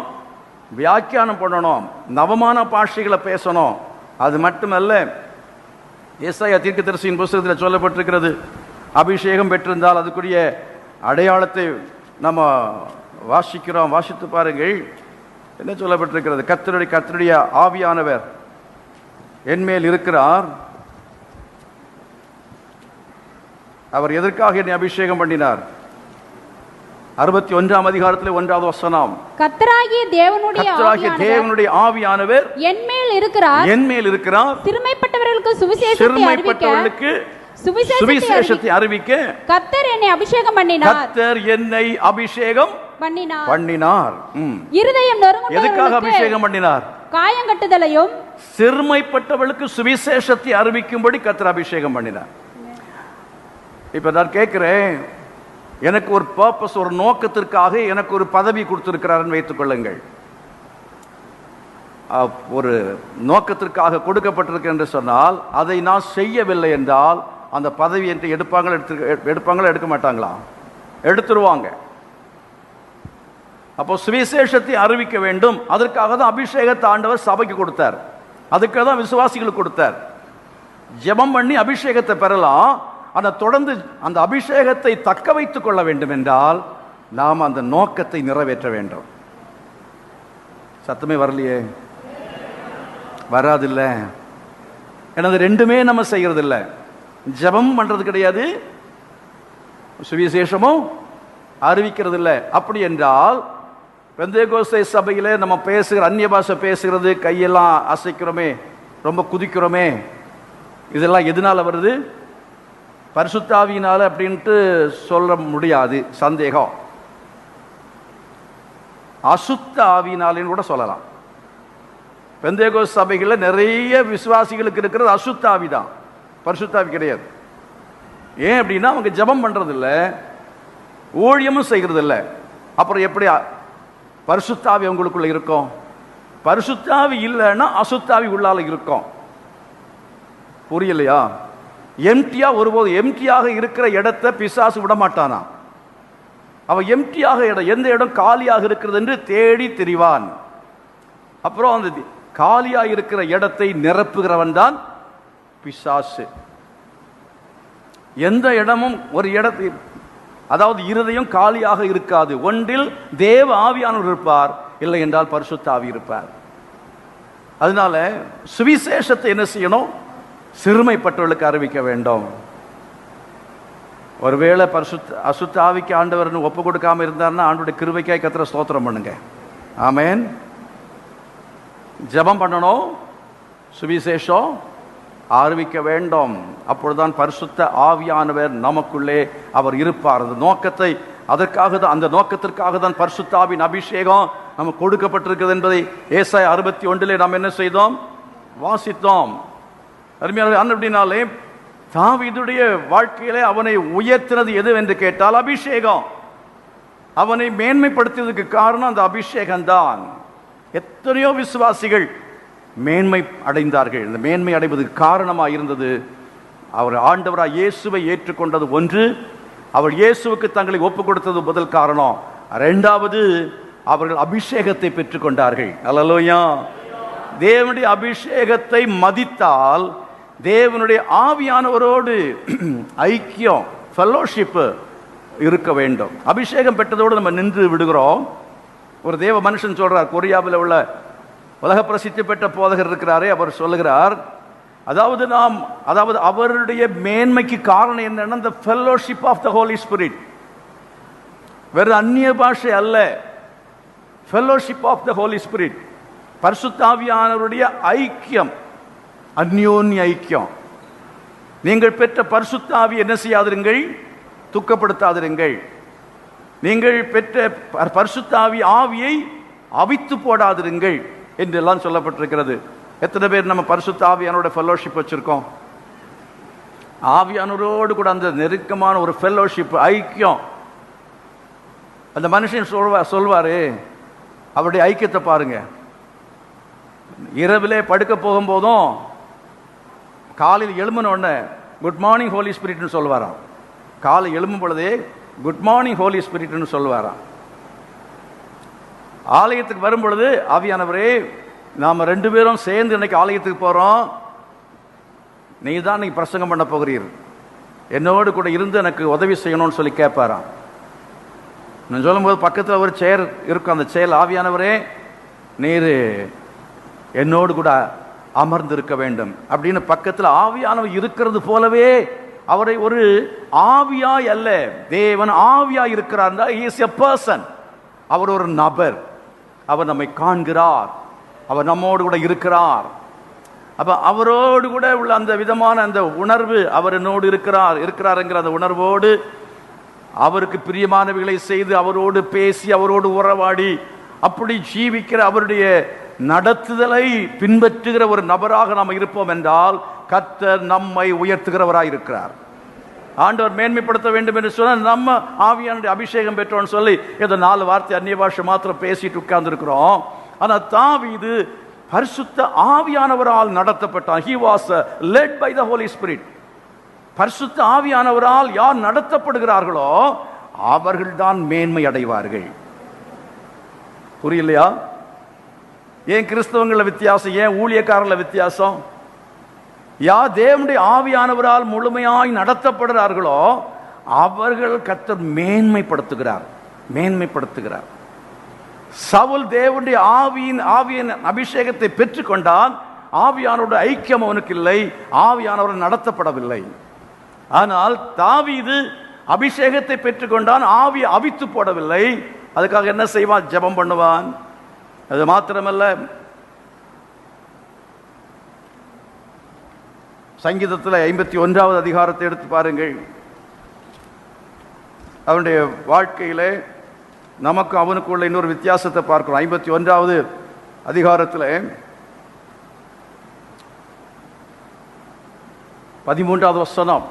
அப்பொழுது பாதகருக்கு உமது வழியை வழிகளை உபதேசிப்பேன், பாவிகள் உம்மிடத்தில் என்ன செய்வார்கள்? மனம் திரும்புவார்கள். வேற ஜெபம் மாத்திரம் பண்ணுகிறவனாய் அவன் இருக்கவில்லை. ஆவியானவர் நடத்துகிறார் என்று மாத்திரம் அவன் சொல்லி சும்மா ஆவியானவருடைய நன்மைகளை மாத்திரம் அனுபவிக்கிறவனாய் இருக்கவில்லை. அவன் என்ன செய்கிறான்? பாவிகளுக்கு நான் உபதேசிப்பேன், அப்பொழுது பாவிகள் என்ன செய்வார்? உம்மிடத்தில். அப்போ இங்க அவன் சொல்றானா, அப்ப இடையில கொஞ்ச நாள் அதை செய்ய விட்டு விட்டான், ஜெபிக்கிறதை விட்டு விட்டான், வேதத்தை வாசிப்பதை விட்டு விட்டான், துதிக்கிறதை விட்டு விட்டான், ஊழியம் செய்வதை விட்டு விட்டான். இப்ப கேட்கிற, ஆண்டவரே உம்முடைய இரட்சணித்தின் சந்தோஷத்தை திரும்பவும் எனக்கு தந்து உற்சாகமான ஆவியை என்ன செய்யும்படி தாங்கும். ஆவியானவர் நமக்குள்ள இருந்தா நமக்குள்ள உற்சாகம் இருக்கும். இப்ப உற்சாகத்துக்குள்ள கொண்டு வரதுக்கு நமக்கு என்னெல்லாம் தேவைப்படுது? 4-5 கீபோர்டெல்லாம் வேணும். அப்புறம் டம நல்லா போட்டு அடிச்சு நமக்கு கொஞ்சம் ஆமா வேகமா அந்த பாட்டை பாடிட்டா ஒரு உற்சாகம் வரும். இந்த உற்சாகம் வந்து ஒரு 2 நிமிஷம் அப்படி நிற்கும், அவ்வளவுதான். அந்த மியூசிக் நிறுத்திட்டோன்னா அந்த உற்சாகம் அப்படியே டமான்னு கீழே போயிடும். அதெல்லாம் உற்சாகம். உற்சாகம் இருக்கும் என்றால் இடநாட்களில் ஜபத்துக்கு வருவோம்.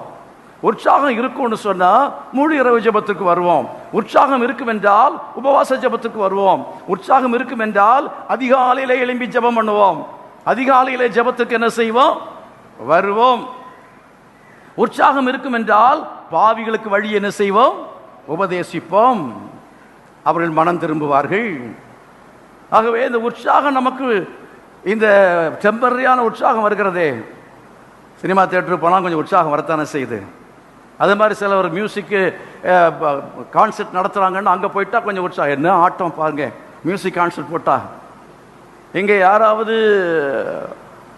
ஆராதனை நடத்துறது ஏதாவது ஒரு சந்தர்ப்பத்தில் கேட்டாங்கன்னா அந்த மேடையை கொடுக்கறதுக்கு 1000 டைம்ஸ் நான் யோசிக்கிறேன். 1000 டைம்ஸ் யோசிக்கிறேன். ஒருவர் ஆராதனை நடத்துறதுக்காக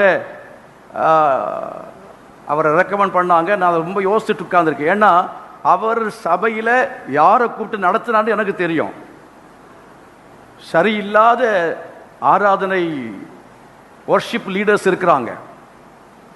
இந்த மாதிரி சும்மா எமோஷனை தூண்டி விடுகிற ஆட்கள். எமோஷனை தூண்டுறது, எமோஷன்ஸ் அடைகிறதுங்கிறது அல்ல உற்சாகம். உற்சாகம் என்கிறது என்னன்னா, கையும் காலும் கட்டப்பட்டு உடம்பெல்லாம் அடிபட்டு சிறைச்சாலையில் கிடக்கிற சமயத்தில் தேவனை துதித்து பாடினாங்க பாருங்க, அதுதான் ஆவியானுடைய உற்சாகம். ஹல்லேலூயா. வேகமா இங்க ட்ரம் அடிக்கிற சமயத்தில் வர உற்சாகம் இருக்கு பாருங்க, அது குடியாரனுக்கு வர உற்சாகம், அது ஒரு போதை. ஆனா உண்மையான உற்சாகம் என்ன அப்படின்னு கேட்டீங்கன்னா, அடிக்கப்பட்டு உதைக்கப்பட்டு சுவிசேஷத்தின் நிமித்தமாய் இப்பொழுது காயப்பட்டு கைகளும் கால்களும் கட்டப்பட்டவர்களாய் இருக்கிற சமயத்தில் நடுராத்திரியிலே தேவனை துதித்து பாடும்படி ஒரு ஸ்பிரிட் வருது பாருங்க, அதுதான் உற்சாகம். பரிசுத்த ஆவியிடத்தில் வரும் பொழுது நீங்கள் என்ன செய்வீர்கள்? பலனடைவீர்கள். பலனடைந்து சாட்சிகளாக இருப்பீர்கள். பலனடைவீர்கள் சொல்லிட்டு பலனடைந்து சும்மா இருப்பீர்கள் என்பதல்ல. நிறைய அந்த இடத்தோடு நிறுத்திடும். பலனடைந்து இல்ல, பலனடைந்து சாட்சிகளாக இருப்பீர்கள். சத்தமா கர்த்தரை மகிமைப்படுத்துவோமா? ஹல்லேலூயா. பரிசுத்த ஆவி நமக்குள் இருக்கும் பொழுது அது ஞானத்தின் ஆவி. கரங்களை கர்த்தரை மகிமைப்படுத்துவோமா? ஞானத்தின் ஆவி இருந்ததுன்னா பாஸ்டரை புரிஞ்சுக்குவாங்க, அப்பா அம்மாவை புரிஞ்சுக்குவாங்க, உலகத்தை புரிஞ்சுக்கிடுவாங்க, சூழ்நிலைகளை புரிந்து கொள்வார்கள். விசுவாசிகள் சொல்றோம், அபிஷேகம் இருக்குன்னு சொல்றோம், ஆனா ஞானமே இல்லையே, ஞானமே இல்லையே. இப்ப ஞானம் உள்ளவளாய் தாவீது பாருங்க, அவன் புத்திமானாய் நடந்து கொண்டான். ஹல்லேலூயா. தாவீது புத்திமானாய், எல்லாவற்றிலும் புத்திமானாய் நடந்து கொண்டான். அபிஷேகம் பெற்றோம் என்று சொல்லுகிறோம், ரட்சிக்கப்பட்டோம் என்று சொல்லுகிறோம், தேவனுடைய பிள்ளை என்று சொல்லுகிறோம், இயேசுவாகிய ஞானத்தை பெற்றோம் என்று சொல்லுகிறோம். ஆனா நமக்கு என்ன இல்லை? புத்தி இல்லை. எப்ப என்ன எது என்ன செய்யணும் தெரிகிறதே இல்லை. ஆகவே ஊழியம் எங்க இருக்கிற? நம்முடைய சபையில் இருக்குது. பரிசுத்தாவின் அபிஷேகத்தை பெற்றவர்கள் சபையிலே ஊழியம் செய்யலாம், சபையிலே ஊழியம் செய்யலாம். வாசித்த அந்த அதிகாரத்திலேயே வாசிக்கலாம். எடுத்து வாசியுங்கள். ஐஸ்வர்யமும் கனமும் உம்மாலே வருகிறது, தேவரீர் எல்லாவற்றையும் ஆளுகிறவர், உம்முடைய கரத்திலே சத்துவமும் வல்லமையும் உண்டு, எவரையும் மேன்மைப்படுத்தவும் பலப்படுத்தவும் உம்முடைய கரத்தினால் ஆகும். தாவீதை கர்த்தர் உயர்த்துவதற்கு மேன்மைப்படுத்துவதற்கு இன்னொரு காரணம் என்னவென்று சொன்ன 29வது அதிகாரத்திலே நீங்கள் 2வது வசனத்தை வாசியுங்கள். அந்த ஏரியாவை நான் ஜஸ்ட் உங்களுக்கு ஒரு சில காரியங்களை சொல்லி முடித்து விடலாம் நினைக்கிறேன். 29:2. நான் என்னாலே இயன்ற மட்டும் என் தேவனுடைய ஆலயத்திற்கென்று பொன் வேலைக்கு பொன்னையும், வெள்ளி வேலைக்கு வெள்ளியையும், வெண்கல வேலைக்கு வெண்கலத்தையும், இரும்பு வேலைக்கு இரும்பையும், மர வேலைக்கு மரத்தையும், பதிக்கப்படத்தக்க காந்தி உள்ள கற்களையும், பலவருண கற்களையும், விலையேற பெற்ற சகலவித ரத்தினங்களையும், வெண் கற்பாலங்களையும், கோமேதக முதலிய அவர் நிறைய ஒரு லிஸ்டே போடுறார் பாருங்க, பெரிய லிஸ்டே இருக்கிறது. அதெல்லாத்தையும் என்ன செய்தேன்? கர்த்தருடைய ஆலயத்திற்கென்று என்னால் இயன்ற மட்டும் என்ன செய்தேன்? சபதரித்தேன் என்று சொல்லுகிறான். அதாவது ஆண்டவருக்கென்று, ஆண்டவருடைய ஆலயத்தின் மேல வைத்திருந்த வாஞ்சையினாலே அவனுக்கு, அதாவது அதை 3வது வசனத்தில் படிக்கிறோம், இன்னும் என் தேவனுடைய ஆலயத்தின் மேல் நான் வைத்திருக்கிறேன் வாஞ்சையினால். தேவனுடைய ஆலயத்தின் மேல வாஞ்சை இருக்கும்னா என்ற மட்டும் செய்யாட்டா குறைந்தபட்சமாவது ஏதாவது செய்வோம், குறைந்தபட்சமாவது ஏதாவது செய்வோம். ஆண்டவர் என்ன செய்யணுமா? உயரமா உயர்த்த, தாவீதை போல உயர்த்துங்கப்பா அப்படின்னு சொல்லி தாவீதை போல நடனமாடின்னு தாவீதை போல நடனமாடிட்டு இருக்கிறோம். நடனம் ஆடணும்னா உயர முடியாது. நல்ல மியூசிக் போட்டு தாவீதை போல நடனமாடி அப்பா உம்மை ஸ்தோத்தரிப்பேன் தண்ணி போட்டுக்கிட்டே ஆடுறான் மியூசிக் கான்சர்ட்ல கிறிஸ்தவன் இன்னைக்கு. அதனால கர்த்தர் உயர்த்த மாட்டார். நீ தண்ணி போடுறது நிறுத்து, சிகரெட் குடிக்கிறது நிறுத்து, லஞ்சம் வாங்குறது நிறுத்து, பாவத்தை விட்டு வெளியே வா, அப்புறம் ஆண்டவரை நீ ஏற்றுக்கொள், மனம் திரும்பு, ஞானஸ்நானம் எடு, அபிஷேகம் பெறு. அது மாத்திரமல்ல, தேவனுடைய வார்த்தைகளை கர்த்தருடைய வார்த்தைகளை என்ன செய்? கைக்கொள். உபாகமம் 28:1 உன் தேவனாய் கர்த்தர் சத்தத்தை நீ கவனமாய் கேட்டு அதன்படி செய்வாயானால் நான் பூமியில் உள்ள சகல ஜாதிகளிலும் மேன்மையாக வைப்பேன். I will set you on high above all nations. ஆண்டவர் நம்ம எல்லா தேசங்கள் எல்லாவற்றுக்கும் மேலாக தேவன் நம்மை வைப்பார். அவருடைய கற்பனைகளை கைக்கொள்ள வேண்டும், அவருடைய கட்டளைகளை கைக்கொள்ள வேண்டும். ஆண்டுடைய கட்டளைகளை கை கொள்ளுகிறத பற்றி நிறைய காரியங்கள் வேதத்தில் நீங்கள் படிக்கலாம். அதை நீங்கள் படித்துக் கொள்ளுங்கள். இதெல்லாம் சொல்றதுக்கெல்லாம் எனக்கு நேரம் கிடைக்காது. இல்லை, கையில் இருக்கிற சொல்றதுக்காக எல்லாத்தையும் வச்சிருக்கிறேன். யாத்திராகமத்தின் புஸ்தகத்தை முழுசுமா தியானம் பண்ணிட்டு வந்திருக்கிறேன். ஆனால் அதெல்லாத்தையும் சொல்ல ஆரம்பிச்சா நீங்கள் வீட்டுக்கு போக முடியாது, நீங்கள் ஊருக்கே போக முடியாது, எப்பவுமே வீட்டுக்கு போக முடியாது, இங்கே தான் இருக்கணும். ஆகவே யாக்கோபுடைய புஸ்தகத்தில், யாத்திராகமத்தின் புஸ்தகத்திலே நீங்கள் 1வது அதிகாரத்திலிருந்தே படியுங்க. 1ஆம் அதிகாரத்திலிருந்தே படியுங்க. 20ஆம் அதிகாரத்திலே கற்பனைகள் சொல்லப்பட்டிருக்கிறது. அதுக்கு முன்பும் படியுங்கள், அதுக்கு பின்பும் படியுங்கள். 20க்கு பிறகு 21, 22 படிச்சீங்கன்னா நிறைய காரியங்கள் சொல்லி இருக்கிறது. அதெல்லாவற்றையும் கை கொள்ளுங்கள். ஒரு எழுத்து விடாம கை கொள்ளுங்கள். அப்ப கை கொண்டா கர்த்தர் சொல்றாரு, எகிப்தியருக்கு வரப்பண்ண வியாதிகளில் ஒன்றையும் நான் வர பண்ண மாட்டேன்னு சொல்றார். உனக்கு வியாதி வராது, முதிர் வயது வரையிலும் ஆரோக்கியமாக இருப்பாய், ஆசீர்வாதமாக இருப்பாய், நான் உன்னை மேன்மையாக வைப்பேன். சத்தமா கர்த்தர் மகிமைப்படுத்துமா?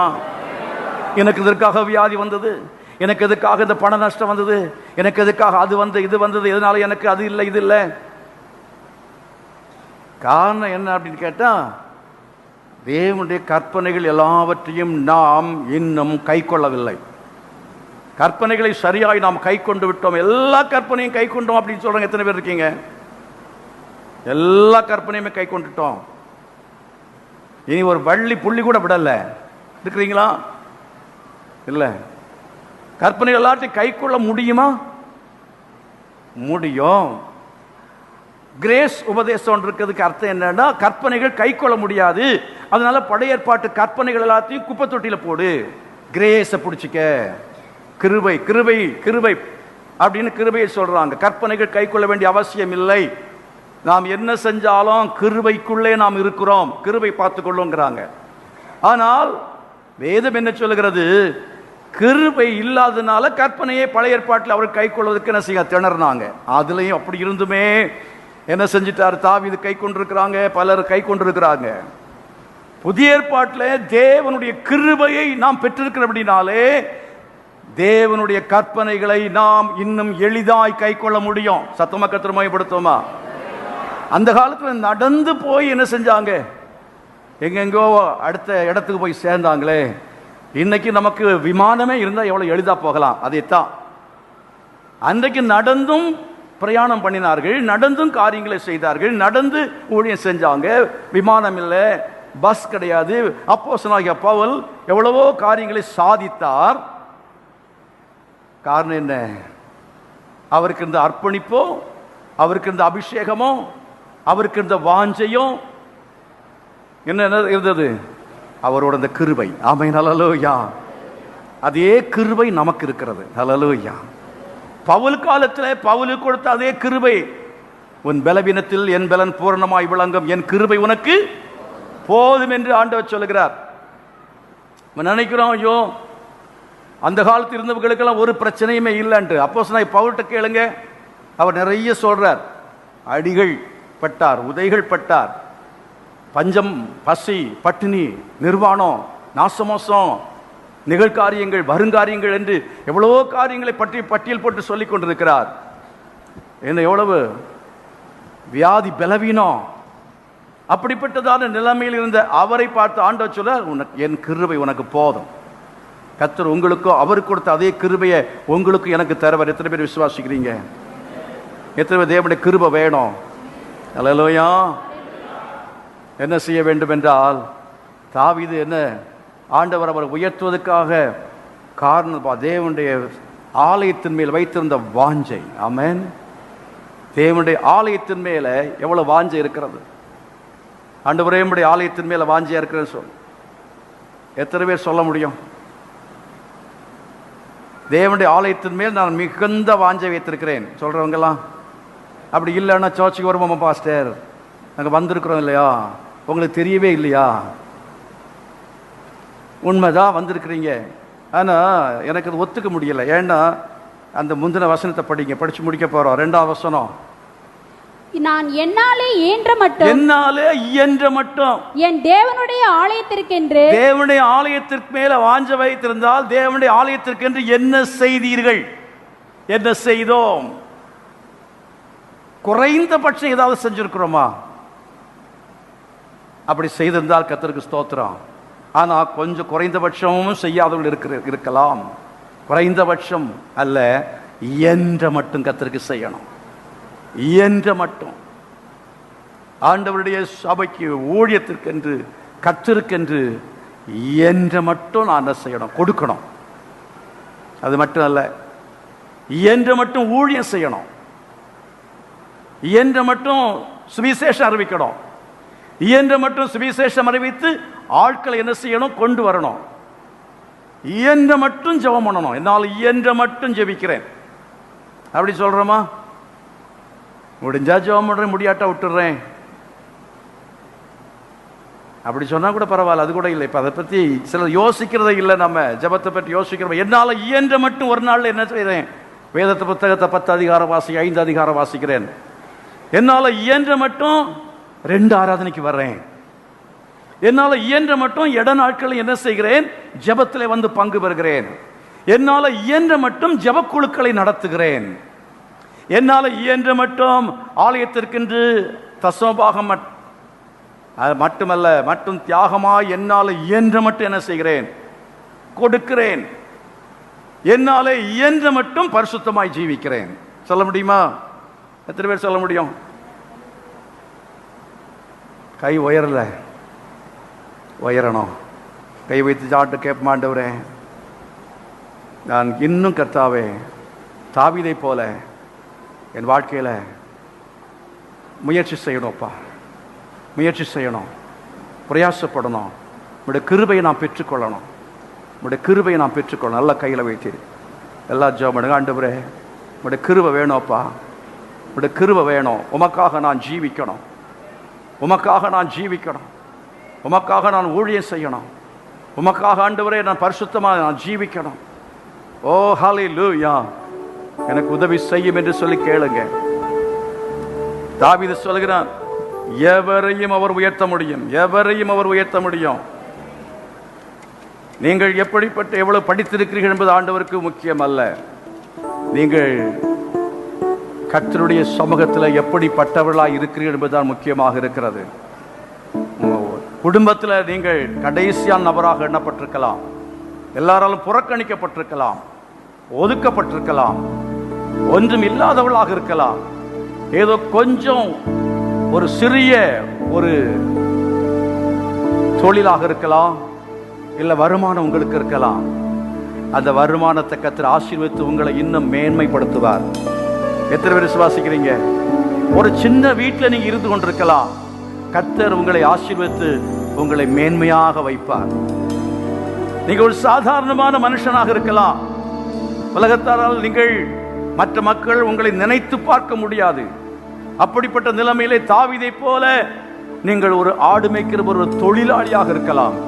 கர்த்தர் ஒரு தொழிலாளியை அவர் ஒரு ராஜாவாக உயர்த்த முடிந்தது, அன்றைக்கு உயர்த்த முடிந்தது என்றால் இன்றைக்கும் அவர் உங்களையும் என்னையும் உயர்த்துகிறவராக இருக்கிறார். விசுவாசிக்கிற மக்கள் கரங்களை உயர்த்தி கர்த்தரை மகிமைப்படுத்த ஆண்டவரே, எங்களை உயர்த்துகிற தேவனாய் இருக்கிறதுக்காக மக்கள் ஸ்தோத்திரம். ஆண்டவரே, ஒரு பாமர ஒரு மகளாக இருந்தால் என்னை ஆண்டவரே நீர் உயர்த்த முடியும். ஒரு ராஜரிக நிலைமையிலே உயர்த்த முடியும். ஒரு பிரபுக்களோட என்னை உட்கார வைக்க முடியும். என்னை உயர்ந்த பதவியிலே கொண்டு போக முடியும். எனக்கு ப்ரமோஷன் உண்டுன்னு சொல்லுங்க, எனக்கு உயர்வு உண்டு சொல்லுங்க. ஐஸ்வர்யத்தை கர்த்தர் கொடுப்பதற்கு அவர் வல்லமுள்ள தேவன். விசுவாசத்தை கர்த்தருடைய சமூகத்தில் சொல்லுங்க. கர்த்தர் என்னை ஐஸ்வர்ய சம்பனனாக மாற்றுவார். ஆண்டவர் எனக்கு கனத்தை கொடுப்பார். மதிப்பு இல்லை, அப்படிப்பட்ட நிலைமையிலே ஆண்டவர் உங்களுக்கு மதிப்பை கொடுக்க முடியும். மரியாதை இல்லாத இழந்த இடங்கள்லாம் உங்களுக்கு திரும்ப அந்த மரியாதை மதிப்பையும் பெற்றுக்கொள்ள முடிய கர்த்தர் கிருபை செய்வார். உங்கள் குடும்பத்தின் மத்தியிலே கர்த்தர் உங்கள் தலையை அவர் எண்ணெயினால் அபிஷேகம் பண்ணி உயர்த்த போகிறார். ஆமென், ஹல்லேலூயா. சத்துருக்களுக்கு முன்பாக அவன் தலையை அபிஷேகம் பண்ணுவார். ஓ ஹல்லேலூயா, thank you Jesus. தகப்பனே, இந்த வேளைக்காய் துதிக்கிறோம். அது ஒவ்வொருவரையும் ஆசீர்வதியும், ஒவ்வொருவரையும் மேன்மைப்படுத்தும், பலப்படுத்தும். இந்த வார்த்தைகள் தொடர்ந்து உள்ளங்களில் கிரியை செய்யட்டும். இயேசுவின் நாமத்தில் பிதாவே, ஆமென். நம்முடைய கர்த்தர் ரட்சகருமாய் இருக்கிற இயேசு கிறிஸ்துவின் கிருபையும் பிதாவாகிய தேவனுடைய அன்பும் பரிசுத்த ஆவியானுடைய அன்றியுரைக்கும் சமாதான பாதுகாவலர் நம்ம இவரோடு சகல பரிசுத்தவான்களோடு கூட இன்னும் இன்றைக்கு நிலைத்திருப்பதாக. ஆமென். சத்தமா கர்த்தருமாய் உடுத்தமா ஹல்லேலூயா. சத்தமா சொல்ல ஹல்லேலூயா. இன்னும் சத்தமாய் ஹல்லேலூயா. God bless you.